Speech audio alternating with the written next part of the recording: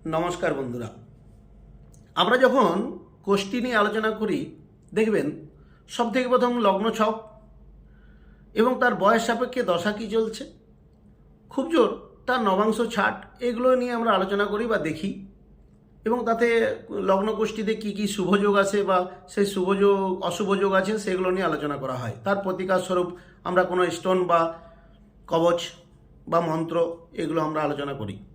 কিন্তু সবথেকে বড় জিনিস যে মিস্টেকটা আমরা তৈরি করি, লগ্ন ছক দেখার সঙ্গে সঙ্গে আমাদের দেখতে হবে কোনো কোষ্ঠীতে বুধ এবং শুক্র, বুধের অবস্থান কোথায়। দেখুন, যদি বুধ কারো ভালো জায়গায় থাকে, সব থেকে ভালো জিনিস, বুধ যদি কারো ভালো স্থানে থাকে তাহলে বুদ্ধি দিয়ে সংসারটা সে পার করতে পারে। এবং শুক্র যদি ভালো স্থানে থাকে তাহলে সুখ শান্তি কতটা পাবে, এই দুটি গ্রহকে সব থেকে প্রথমে বিচার করা প্রয়োজন। তারপর তার দশা কী আছে, তার দশার কী প্রতিকার আছে, কি কি অশুভ যোগ আছে।